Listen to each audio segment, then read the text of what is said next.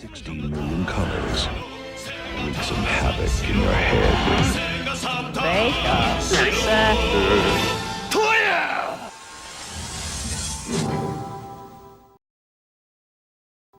Okay, so the first game I'm going to discuss this evening is Fighters Megamix. Now, we were given the challenge by Sam to come up with 7 games that you could buy for under £200.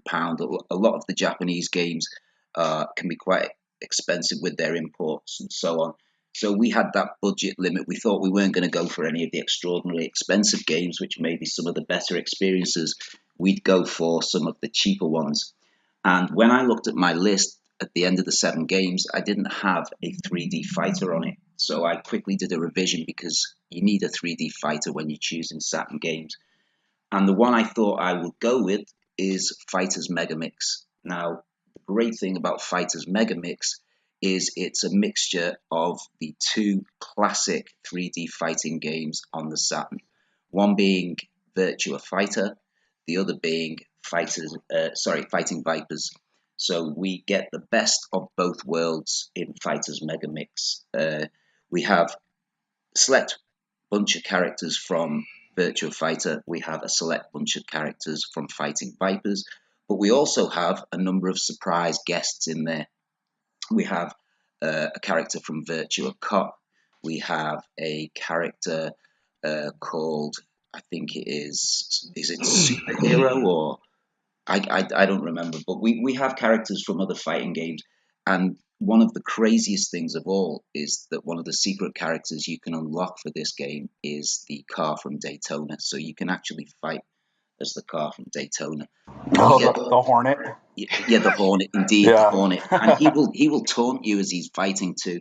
But basically, it's if you know Virtua Fighter, if you know Fighting Vipers, these are 2 3D fighting games which are different in style and approach. Virtua Fighter has traditional looking fighters that fight without weapons or without any sort of objects.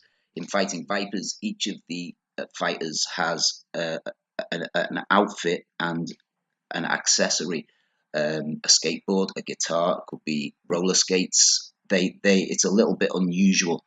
So you've got the 2 different classic Saturn fighters together in one game, and you've got some bonus characters. The fighting itself is very straightforward. You're looking at a simple set of button commands, and one for kick, one for punch, one for dodge, and then it's just a matter of using your tactics and your timing to take out your enemies.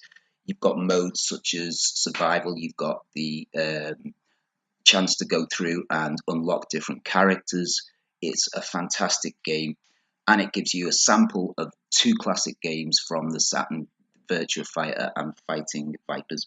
The great thing about this game for me as well is the price. And if you notice, when it comes to my picks, I came in really under budget here. So the first one I'm going to tell you about costs £8, which I think is about $10, $11. And the packaging, the postage and packaging is only £1, and that's from our very well-used and well-loved Sex shop. Now that's CEX. Don't get excited out there, boys. CEX. And you can either go into store and buy them. We have lots of sex stores all over Britain, or you can send off. The postage for each game that you buy is £1. Unfortunately, if you buy 3 games, you're going to pay £3. They don't give you separate postage. But for me, I thought for my 3D fighter choice, Fighters Megamix was the one, coming in at £8.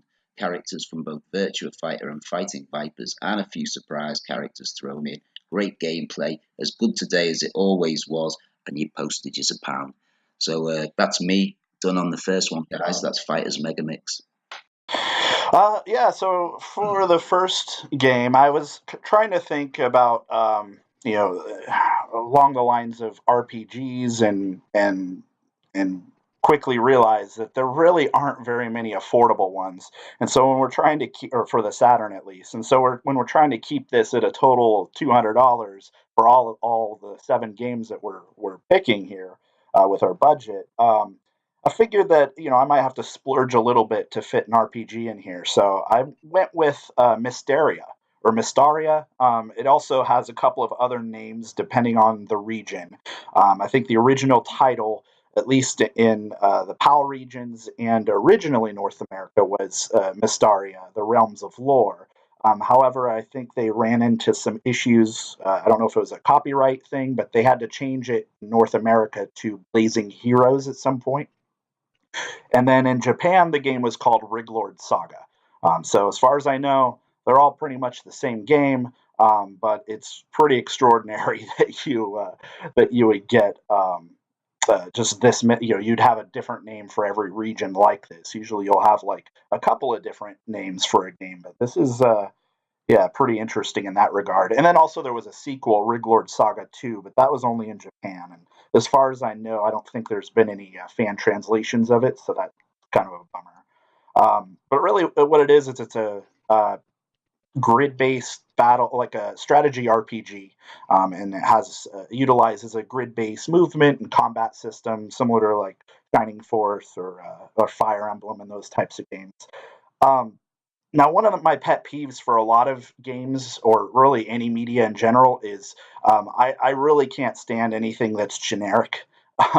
Anything that doesn't really exude its own charm or character or flaws or take any risks. And this game, as far as the premise and the story and the characters and all of that's concerned, is very painfully generic. I think that's the worst thing I can really say about it. But even in that, it ends up being a pretty charming little strategy RPG because it does have a number of idiosyncrasies. There's like translation issues. There's interesting like lore and things they throw in there that kind of surprise you a bit.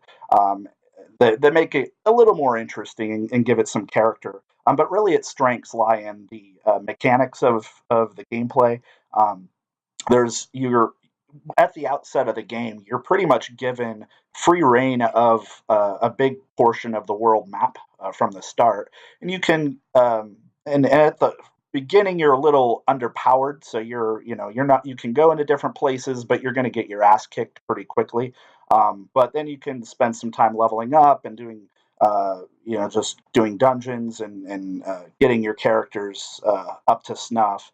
And it has a little bit of an interesting mechanic where the more you use uh, a type of action, like attack or defense or magic, or I think holy was the other one, you end up gaining more and more attributes or a more actions within those categories. It's almost kind of like an Elder Scrolls game in that regard. And then yeah, so it's I don't know, it's a fun game. The battles are pretty time consuming. You have to micromanage all six of your characters or whatever it gives you, and you have to move everybody around the grids and make sure that you can strategize their movements with their attacks on all the enemies that are on screen. And it's a pretty fun game, and I really would recommend it overall. And additionally, the music is pretty awesome. It's mostly orchestrated, but it's a little more intense and upbeat. It kind of reminds me of a 16-bit RPG or like Square RPG back in the day. But yeah, it's good times. For me, if I was gonna have to put something on here, it'd have to be a game I really wanted somebody to play. And the very first game I thought about was Biohazard. Now, for everybody else, that's Resident Evil. But as our buddy Simon over here knows, the Biohazard version of this game is extremely cheap in regards to, import fees, everything else. And on top of that, with the exception of the actual in-game text, the game is perfect for an English speaker. Everything's in English. And there's so many walkthroughs and so many other ways to play the game that it's not even an issue whenever it comes down to it. So, for anybody who doesn't know what Resident Evil is, it dropped out in 1996 in Japan in March, and it wasn't even a week later, I believe it was already here in the States on the PS1. Sega Saturn didn't get a release until 1997, and this was in fact my very first game I ever got for the Sega Saturn. Now, granted, it wasn't the couple of dollars I spent on it for an import; it was full blown $50 at the time. But basic premise is this is the dawn of survival horror, at least in regards to 3D. You have a mansion, you have numerous puzzles you have to run through, you have item management, you have inventory management, you have to deal with the fact that if you go around shooting everybody, shooting everything that walks around you, you're going to die. You're going to run out of ammo pretty fast. If you keep getting hit, you're going to continuously be using herbs. You also have, the whole aspect of how you save the game. You can't just, go anytime you want to and go save the game. No, you've got to have ink ribbons. You've got to have all these items to progress through the game. The one thing I really enjoy about it, at least on the Sega Saturn wise, and why I think so many people should get it, is because of all the extras that come with it. You have the Gold Tyrant. You have the whole battle game mode. There are so many aspects of this game that weren't in the original American Sony PlayStation release that it actually distinguishes itself. Now, I'm not gonna lie, it doesn't hold up as well in the long run as the PlayStation version, and that's mainly because of some of the limitations on the actual hardware. Not really limitations on the hardware, it's just limitations on a bad port. We've talked about the whole dithering effects and everything else like that. There's increased load times. But truth be told, I mean, the game is extremely playable. So long as you have a copy that works, unlike Simon, who's been stuck sitting there trying to play with the computer with Jill for the past 2 weeks. Hopefully you got that fixed up. But, with the exception of that, I mean, the game is all around an immensely fun game. Very much replayability. You got costumes in it. You've got, infinite rocket launchers. You have the ability to play that game multiple times. Multiple endings for every single character. Well, for both characters, excuse me. So for the $20 that I could get it from eBay in the form of Biohazard, the Japanese release, that's $20 well spent in my opinion. Yeah, you're going to have some way of actually knowing what all the text is saying to you. But I mean, there are plenty of walkthroughs, plenty of guides, and if you play that game repeatedly over and over, you just about know exactly what it's going to tell you. So that's kind of my pick. You want to go ahead with your second pick there, Simon? I noticed when I had looked at the 3 games from my 7 that we were talking about tonight that I'm looking at 3 Sega games, and my next pick is my classic Sega car game, which is Sega Rally. This is a game that I got bundled with my Saturn, and it's a game which I still play to this day. I think I mentioned that in the last podcast. It's got perhaps the best driving game ever made, in my opinion. The physics are superb. It doesn't feel light or floaty. The car doesn't slide. It's a really simple game. That's something perhaps I should have said first. This is a game with 4 different courses, 3 that you can access immediately, 1 which is unlockable if you beat the other 3 courses. There's a desert stage, there's a forest stage, there's a mountain stage, and there's a lakeside stage, which you can unlock. So not much in terms of variety in terms of the tracks or courses, and not much in terms of variety in terms of the car. There is the Toyota Celica, there is the Lancia Stratos, and the cars themselves and the lack of choice and the courses themselves and the lack of choice is actually something that feeds into the game, because when you've got perfection, you don't need so much variety. With these 4 courses, you've got different landscapes, you've got different environments to drive over. The playability of this game is immediate. You can just pick it up. It's not a car game that takes too much time to get used to. The controls are fairly intuitive. I like to play it with a controller. Many people like to play it with the Saturn steering wheel peripheral, which you can get cheaply.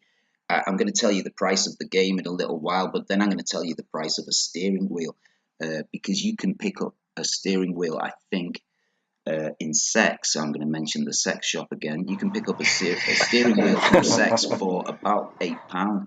But the game itself is actually from Sex £2, believe it or not. So for less than a pint of beer, you can get Sega's classic driving game in the UK with £2 for your payment and £1 for your postage. So in terms of bargains, I cannot recommend this enough. I think it's interesting that a lot of my favorite Saturn games are sports games, games that have replay value. If you get to the end of an RPG, or if you get to the end of a horror game, sure, you can play it again. You can perhaps try and do things a little differently or shorten the time it took you to do it and so on. But with my sporting choices, you can play these games over and over and over again. So Sega Rally, it's a game that begs you to come back and shave seconds off your time. That's the main thing. It's amazing fun to play a two-player game, and to play that against a friend in your living room is so much fun. But you can also play it on your own. You can just play against the clock, against the ghost car, and try and shave off seconds off your time, and make yourself the person who is your inspiration to beat. There's no need to have someone else. However, and here's the most exciting part, we watched on the podcast for the Sega Saturn Shiro podcast yesterday, them playing Sega Rally over the Netlink feature. So this is one of the first online games you could ever play, and thanks to some clever trickery on the computer that I don't understand, people are able to now play this again online. If you go to the Sega Saturn Shiro podcast, you can see some evidence of that, video evidence of that. So as well as being perhaps the cheapest Saturn game out there, it's a game that with the right equipment you can play online these days. So £2 for the price, £1 for the postage, 3 cars, 4 courses, but so much fun. A game you can play over and over again. And there were 5 Sega Rally games produced by Sega. I don't think they ever improved on this first one. It really is the pinnacle for me of driving games. Yeah, and with the price of the steering wheel as well, £8, I don't think you could go wrong with that. So that would be my second choice, Sega Rally. Well, so for this next one, I'm going to kind of continue this theme that we touched on earlier that you guys did, with the Japanese versions of these games being a lot cheaper and more attainable than the Western releases. And so for this one, I picked Dynamite Deka, which is the Japanese version of Die Hard Arcade, which is what we got over here. And it is quite a bit cheaper to be going on eBay and picking this up. And as a very arcade style game, there isn't a ton of narrative or anything that you're going to really miss out on by not understanding Japanese. I think it's English, but I can't, or there's some English in there, but I can't remember for sure. But certainly not. It's not going to be prohibiting anybody from enjoying the game. And the Japanese version is about $25 as opposed to in the West. I mean, that one's, or at least the North American version's inching upward to probably about $60, $70 now. So this is probably a good one to get for that reason or that purpose. And then also, it's just a really fun game. I'm a huge fan of classic beat 'em ups, the Streets of Rage games, and some of those were just really some of my favorite games of all time. And Dynamite Deka follows that lineage really well. It does great justice to the genre. Especially if you have a couple of people, if you grab a buddy and play this multiplayer, it's just a ton of fun. You just go through the levels, and there's tons of very brightly colored wardrobed terrorists. They for some reason they love their neon. Maybe that's a product of the 90s, but and then you just have like quirky enemies like sumo wrestlers, robots that have like lasers and stuff. And you go through the building. It's kind of very loosely similar to the premise of the original Die Hard game, except for in this case, yeah, you're like coming in via helicopter to the top of the progressing from the top of the building. You go all the way down to the basement for some reason, and then you go back up to the top for the end of the game. And so it just has you going through all these different random, rooms and parts of the building, which kind of actually, the visuals and everything are really slick for this game.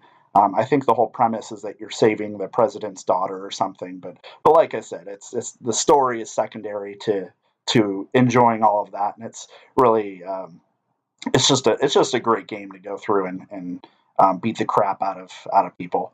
And then you also get a lot of weird and wacky weapons to do it with. I mean, you got pipes and pistols. Some point you even get like leaf blowers that you can fling people towards the wall and stuff. So yeah, it's overall I really, for $25 right now for the Japanese version, I'd highly recommend picking up Dynamite Deka.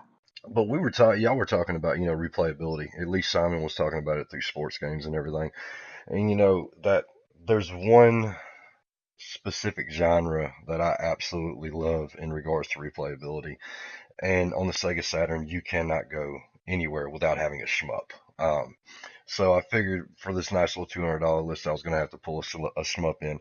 And of course, things like Radiant Silver Gun, Hyper Duel, stuff like that. You're not going to get that in your $200 budget, even importing. It's just not going to happen. So I figured that, I'd try to go for something that had some quality behind it, but also was a little bit unobtainable to the North American and European bunch, at least at a relatively low cost. And I found for $45, you could pick up Darius Gaiden or Gaiden or however you want to say it. I've never known how to say that word, but Darius Gaiden for $45.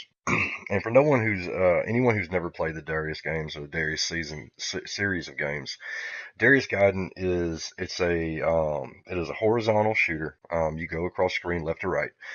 You've got the power ups. You have multiple stages that you can work off of. Like whenever you come to the end of the level, like most of them, you can. Well, most Darius games at least, you can go to the end of the level, beat the boss, and then you have an option go up or down. The one thing that was weird about Darius or at least Darius Gaiden, was that whenever you got to the boss at the end of the level, you generally have an upward path and a lower path. Upward path is the easier path, and the lower path is the harder path, if I'm remembering right. But the thing is that, you have a score that you're working on. It's a score-based game. I mean, you're basically just like in regards to a sports game, you're just trying to beat your own score, hit the leaderboards, whatever the case is. And for some reason, it actually seems like if you take the easier route, you can make more points. You can get a higher score. That's the craziest thing about it. Some of the introductions it brought with it were, now you have a black hole bomb. You have you have a number of black hole bombs you can use. And what they basically do is that they will take all the enemies off the screen. They will suck in all the projectiles that are on the screen. But the negative about it is that if you use that bomb, it also sucks in all the power-ups on screen. And so you really you got to figure out when you want to use these things, because you can't just drop them all the time. For one, you only have so many, and two, if you drop them, you're going to lose everything on the screen. So the whole point of the game is to continue powering up your ship so that you can get easier. And that's kind of the deal with the difficulty up in this. The farther along you get up in the level, the harder things get, the more bullets are coming at you, the more ships are coming at you. The cool thing about it is that it was a beautiful version of, 2.5. Granted, it's a 2D game, it's a 2D shooter, and you got crazy little, fish ships, not fish and chips, Simon. But that they're floating around, and they got big old tails, and but the thing is that the game is actually almost 3D like. I mean, I'm pretty sure it uses 3D models in it, but you've got that whole aspect of, you've got the foreground, the background, and you actually have some depth going on with it. It's not just parallax. So for me, it was a beautiful version of what the Saturn was made to do. It was like a 2.5 2D shooter, and I absolutely loved it. So yeah, that's my number 2 pick for $45. Nice. And I guess if you wanted to cheat a little bit, or cheat a lot in this case, you could just snag the Xbox Live Arcade version of Radiant Silver Gun as well for like, what is it, $10 now? Yeah, that's blasphemy, man. We're talking about real Saturn here today, Brian. Yeah, baby. Okay, well, I'm going to come in with my last pick now, which is another Sega game, and it's another sports game, and it's Sega Worldwide Soccer 98. Sega Worldwide Soccer is a franchise that there were 3 versions of. It's Sega's flagship football game, really. It was initially called International Victory Goal when it was brought out in Japan, and it was about J-League football. But now, what they've done is, for the Sega Worldwide series, they put international teams in. So they put the teams that you'd find in the World Cup, and they did that for the Sega Worldwide Soccer 97. Sega Worldwide Soccer 98, which is the game I'm going to pick, is essentially the same game as Sega Worldwide Soccer 97.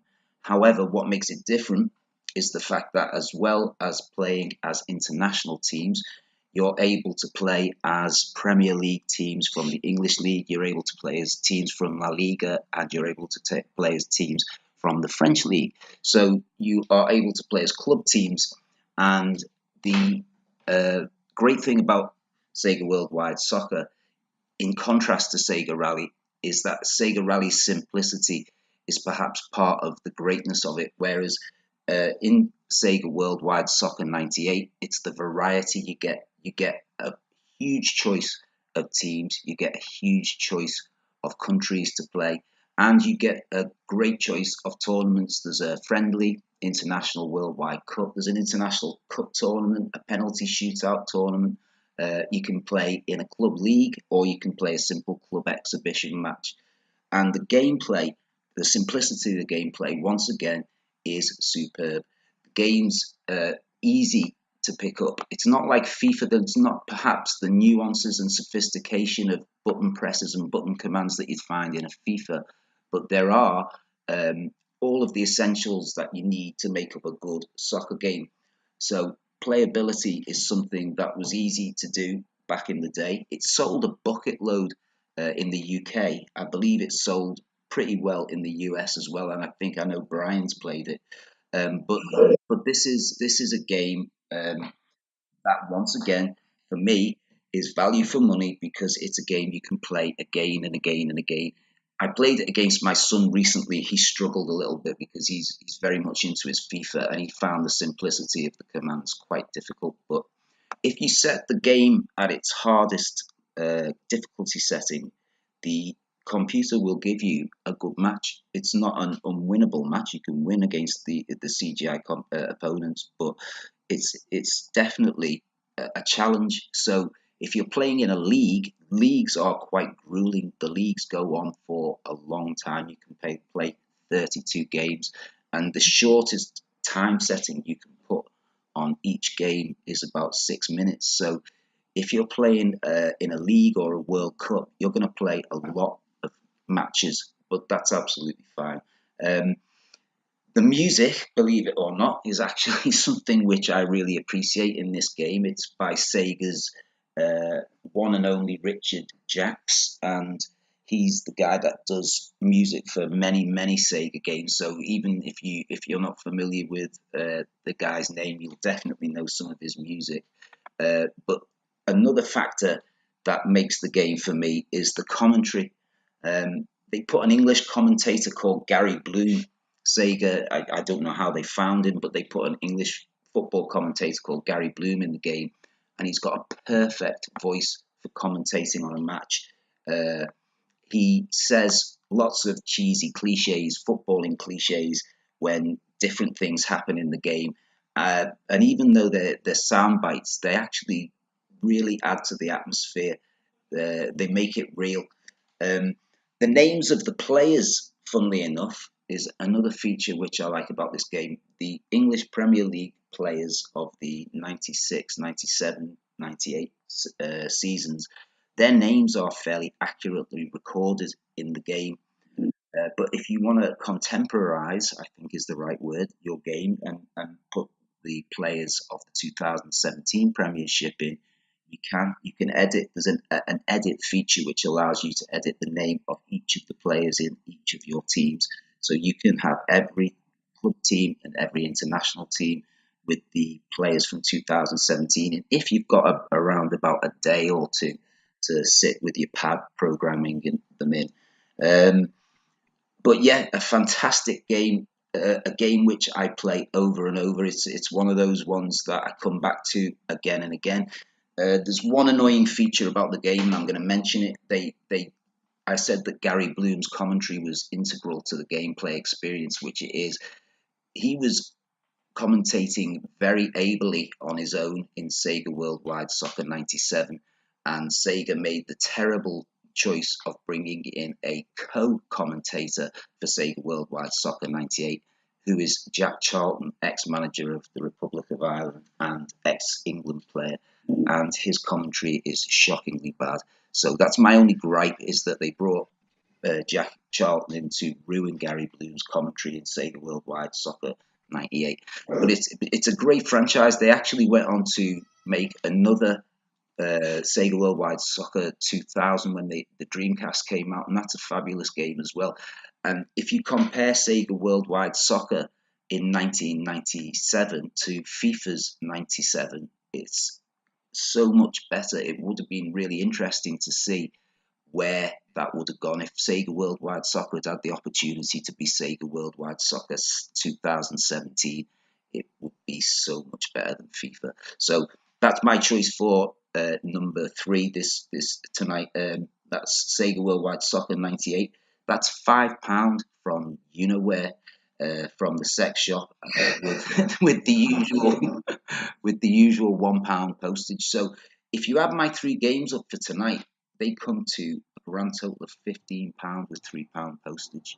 And when we get to complete these lists in the next podcast, I'll explain why I was able to buy a Sega Saturn at the end of my budget when both of the other guys were only able to buy their 7 games. So cheap games are good sometimes. Sports games are good. And the ones that I've got, maybe I'm just a miser, I don't know, but I was very careful with my budget. £15, 3 games, you can't beat that. Another one that is fairly affordable, this is probably the cheapest one on my list, and that is Manx TT Superplay.